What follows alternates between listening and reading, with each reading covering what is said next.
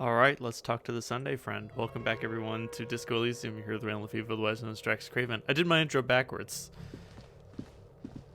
Officers of the Revachol Citizens Militia. Huh. I don't know, he looks like a friendly guy.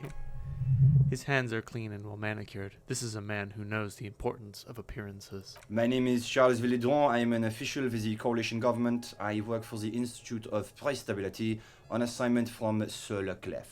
I'm assuming that you enjoy the company of our dear smoking man on Sundays, presumably. I heard you talking to my friend outside. Very good. Super. I'm here to assist you in any way possible. Ask me about the hanging. Hanging? What a drag. He seems like a cultured gentleman. You should ask him about the finer things.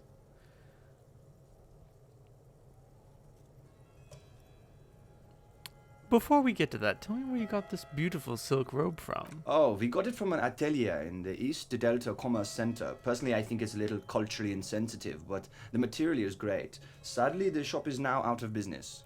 That's really all I can tell you about it. He forms a little rooftop with his fingers. Lieutenant takes out his notebook and nods to you to proceed. So you actually witnessed the lynching? I'm sorry to say I did, officer. He didn't see the hanging. He saw the little show staged by the Hardys. Let him talk. He may know more than even he knows. Start from the beginning, if you don't mind. Officer, it's very difficult to describe what I saw that night. It was so surreal to me, like it was a play. He holds out his hands and blossoms his fingers like a drama teacher setting the scene. What do you mean, like it was a play? It was just so strange. I could barely comprehend what was happening. I was on the balcony when it happened, getting some fresh air. I remembered that first they came in carrying what looked like a body, and then I saw all the surrounding windows go dead one by one. That's when I understood. I should not be seeing this. That lines up with previous testimony, doesn't it? Well done, detective. Thank you, sir. I think we've got the picture. Anything else stand out? Only that there were 8 or 10. I couldn't make out anything. It was so dark. And that it was quiet. Quietest lynching I ever heard of, let alone heard. But I suspect you knew that already. I can't say I'm surprised. The fine reputation of the men and women serving in the RCM is well deserved. What's an official like you doing in Martinez? The coalition is only looking out for the price stability. He raises an index finger. Inflation is a killer, like a heart disease, blocking the normal circulation of the economy. It must be controlled. The economy impacts the entire international community, which is why it requires international oversight. No, but why are you in this apartment? Ah, well, I'm renovating it. It is an interesting project. The building used to be a 12-story skyscraper before the cannons took the top 4 stories off. This is, of course, what happened when the coalition forces landed here. You could say I'm undoing some of the material damage the international community caused when we arrived here. So you're some kind of bureaucrat? Yes, as I said before, I am a commissioner from Sir Leclerc, working for the Institute of Price Stability. This is one of the main projects of the Moralintern. What is the international community? The Communauté Internationale is what Revacholians colloquially call the coalition. In other words, the nations that stopped the disaster of the revolution. What do I call the coalition? Your employer, technically speaking. The governing authority of Revachol, the RCM, is but one part of this professional administration. What is the price stability? It is the most important thing. Ah, that clears everything up. It's the central goal of any sound monetary policy. Maintaining the price stability is essential to maintaining high levels of economic activity, which is essential for maintaining high levels of employment, which is essential for maintaining the social stability. Basically, he makes sure the price of bread doesn't change. Precisement. Too much inflation, bread becomes too expensive. Too much deflation, it becomes too cheap for bakers to produce. That is why the Institute of Price Stability works to keep inflation just below 2%. 2% of what? Well, not too far below, no. 2 below is also bad, but close to 2%. You don't answer my questions, do you? The coalition believes in the importance of informing the public about the benefits of the price stability. Transparency is one of our principles, which is like an informational plan for it. Sure. A sound monetary policy is essential for addressing uncertainty. Stability is the raison d'etre of the Moralintern. It's the reason why I identify as a moralist. But oh, I don't have my leaflets on me today. That's too bad. You can always call our information line. Making information available is part of the Moralintern's commitment to transparency. Tell me more about the Moralintern. It's the international international organization for moralists, hence the Moralist International. The Institute of Price Stability is just one of the many mind babies, as is known in the coalition. Oh, so we're actually working for the Moralintern. That doesn't seem so bad. There are more nefarious powers to work for than the Moralintern. Are you a moralist? But of course. Am I a moralist? Well, do you value freedom? Do you believe in a normal, stable world governed by democratic values? But what is a normal, stable world? The Occident is part of the normal world. Orange, sur le clef. Martinaise doesn't seem very normal or stable to me. Martinaise? No, Martinaise is something else. What about the rest of Revachol? Is it part of the world? Revachol is generally difficult. It's led by an interim government, which means it hasn't yet achieved full democracy. But they are working towards it. You're all doing very well here, relatively speaking.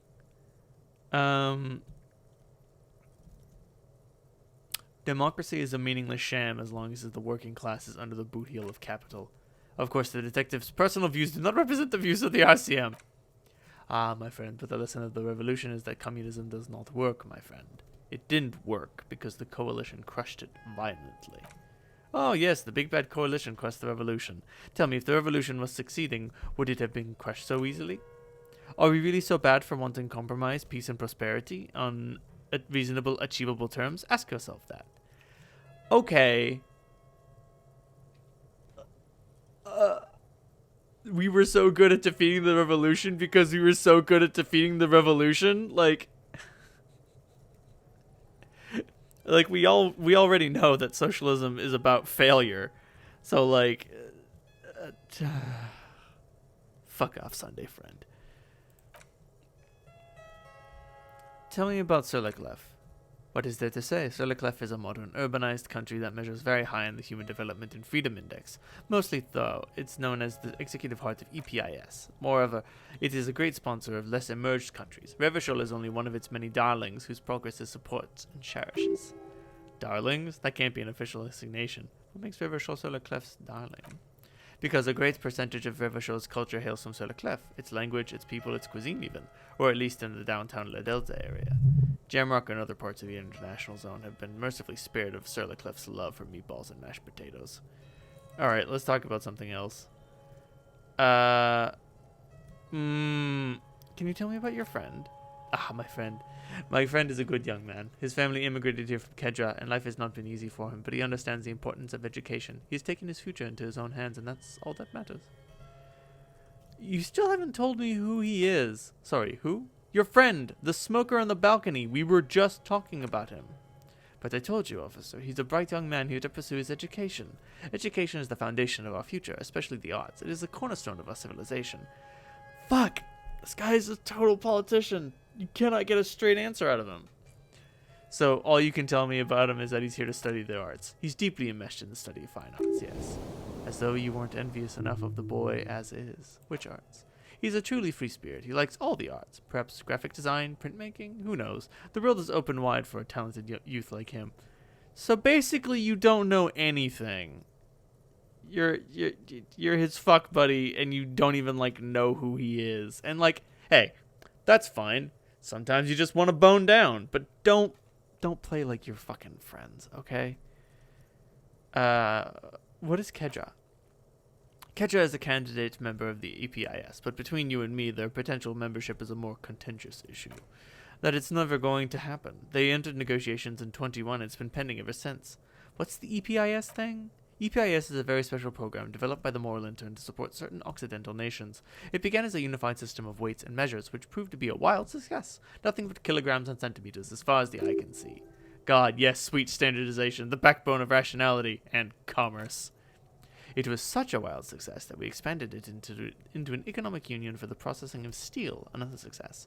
And between you and me, the Moralintern feels emboldened by this success, emboldened to take EPIS to the next level. Okay, but like, what does it stand for? Why, it stands for progress and stability, like the Moralintern. No, what do the letters stand for? It's been such a wild, extraordinary success thus far. We are very excited to take it to the next level. You don't even hear the words I say, do you? A supernatural political alliance, the United States of Occident. Is it going to be like this place here? You mean Revachol? No, it's going to have transparent democracy. Is Revachol going to be a part of the EPIS? It's one day going to be a candidate member of EPIS. Sure. Except that candidate members never become full members, do they? No, candidate members do become members. Why do we even have the whole system in place if they don't? It just takes time. Time and evaluation. But we were talking about my friend here, not politics.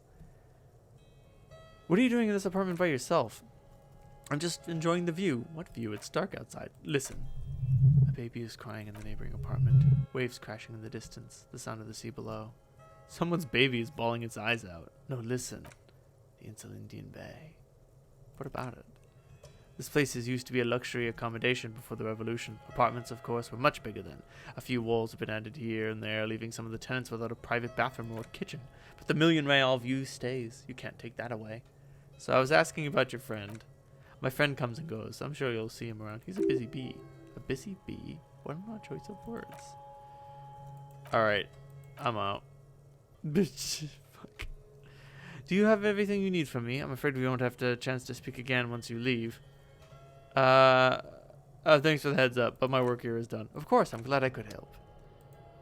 Oh my god. Yeah, the Moralintern government sounds really nice. Oh yeah, you can join the Moralintern as a client state. Don't worry about it. It's fine. But okay, so I got the logical hat, I got the logical glasses. I can work on the borscht tomorrow. Let me check out my tasks. Find smokes, sing karaoke, find booze, run a number on the victim's armor, color tomorrow, badge, gun, armor piece. What is the race enigma? Find the gloves, secret passages. Oh yeah, I got the key. I should oh yeah, okay. So yeah, I need to go check in the passage up there. There's a lot of cool stuff in there that I'm gonna want. Do I have anything that improves my encyclopedia ability? Or is my encyclopedia okay, nothing's damaging my encyclopedia ability. Trust me, I need it. Time to put on this ridiculous hat and this ridiculous coat. Oh, but it doesn't increase my conceptualization. No point. I'm out. Later.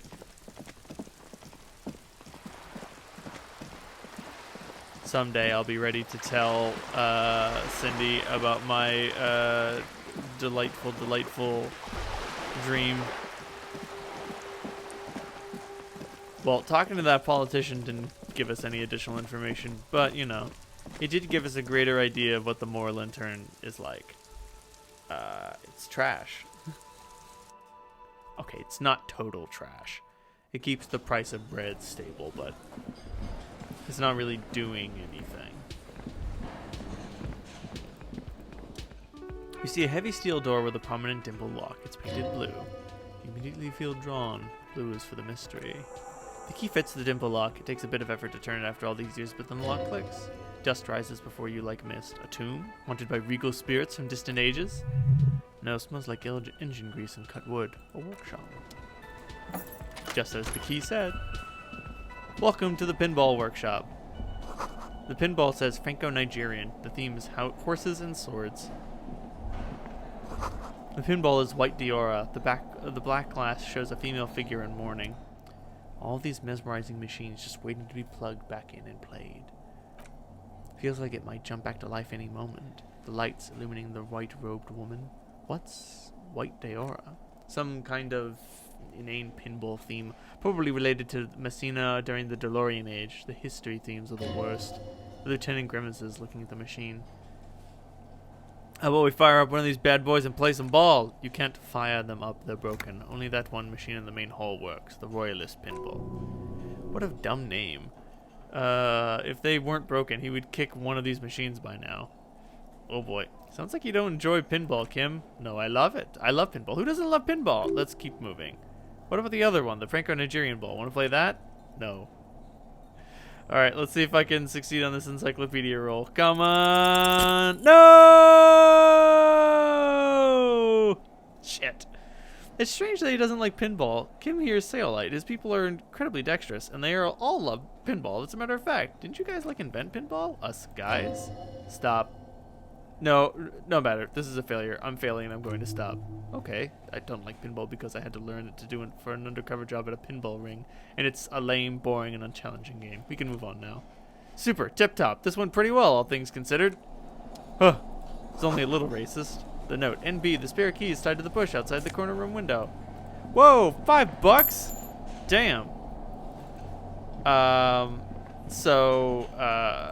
What lowered my encyclopedia? Oh no! Is it being a superstar cop? Oh no, the call of the Koldama Madakwa. That makes sense. Let's try using the elevator. Look in. Smells of nougat and sweat. Your head brushes up against the ceiling. There's a control panel to your right and just enough room to fit 2 people. The maintenance card under the control panel reads, last maintenance, 10 July 88. By the way, if we had succeeded on that encyclopedia roll, we would have learned about Kim Kitsuragi's special nickname, Kimball. It says the last maintenance was in 88. That it does. I say let's brave it. This elevator was last maintained in the future? No, it was maintained in 88 of the previous century. Oh, that's disappointing. If some form of time travel becomes possible in the future, I doubt its inventors will use it to repair elevators and matinees. I wonder what this elevator was used for. Seems like a small freight elevator for transporting machinery. For that, it's pretty quaint. Look at the elevator controls. Close the doors and go up. Nyom. Small windows, tape shut with black plastic. You can't see outside. Boxes of tools, replacement parts line the shelves. Schematics for a pinball machine. Futurism themed. Hey, the pinball maker's coat. +1 empathy, +1 hand-eye coordination. I love this thing. This dusty old coat used to belong to someone called M. Knifelocks. The name is stitched into the silk lining. It smells of moths and ancient engine grease, but fits you perfectly. A strange, lonely emotion fills you when you tighten the belt around your waist. The pinball machine has been taken apart and gutted. Lieutenant looks around the dusty, crowded room, inspecting the tools on the shelf. Looks like this guy gave up on fixing the pinball machines at some point. At some point? 20 years ago? 15 maybe? Before pinball went out of vogue. Looks like it. I'm guessing Martinez North 22 used to be a pinball arcade before it became a hostel. There are machines left over. A creak. Some dust falls off a shelf. Downstairs in the hall, next to the main door, one of them even works. I've seen one of the Hardys bang away at it. Footprints. You clearly see footprints in the downy carpet of dust covering the workshop floor. Jackpots. These, unlike everything else here, is new. Someone's been here within the last 2 weeks. 3 weeks max from the dust coverage. It could easily have been 1 week too, you know, officer. This is good. He likes it. There's a little smile in there in the dark of the workshop. The blue door was a mega investigation after all. It is now converged with our main investigation, which I would say is quite large. So what does this mean? It means someone snuck through what seems like a secret route leading to the roof from where you can shoot our victim. This is significant. These prints, officer, could be prints of our killer, and if not, at least they're a good argument for this Ruby doing it, to present to Titus. Let's take a closer look. Large prints, most likely made by Boots. The size is hard to determine. Sole could be bigger than Vamp. The soles have left a pattern, uniform, horizontal lines. One person has been here. They've gone back and forth. The tips point both ways. This print doesn't look like the odd-soled print we found on the hanging cam. The size looks about the same, actually. They're not the same shoe, but they could be the same person. I wouldn't rule out Ruby coming here yet. This isn't an argument against her. People change shoes, you know. But it's not an argument for her, either. The prints look like one person went back and forth between that and that. He points at the barred door. This doesn't look like the worker's boots from the hanging, does it? No, these little horizontal lines are different. They look custom made to me, or some kind of foreign print? Hard to say. Still a boot, though. Okay, so this isn't necessarily this wasn't necessarily Ruby, but like she could have just changed shoes. Like, well, it would make sense if she's got driving shoes and wait, no, that doesn't make sense. So Klosh runs down to her and is like, help, I need help with this dead guy. And she runs through here in shoes that don't have the odd sole. And then puts on her odd-soled boots to go out to the lynching. That doesn't make any fucking sense. You can almost see the shape of a man and a woman writhing inside, bathed in drug sweat and dirty linens, bottles lying around everywhere. I think I can see into Klosh's bedroom from here.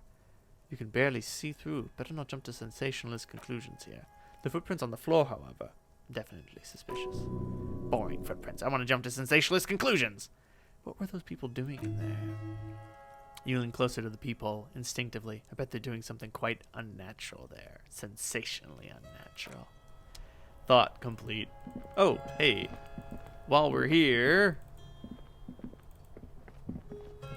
we can unbar the door from this side. Lightly punch the door once more just in case. The door shudders a bit as though we're laughing at you. So what's on the other side? Unless we veered into an unfolded M dimension, I'm expecting to step out onto the roof. We could ask Klosh about this route, see how she reacts. Folded M dimension, a reference to the popular science fiction series In System. Look who's in a good mood suddenly and reads science fiction. Yes, it is quite likely that we will re-emerge on the M plane, braced for the psychokinetic impact, or the roof. Unbar the door and leave.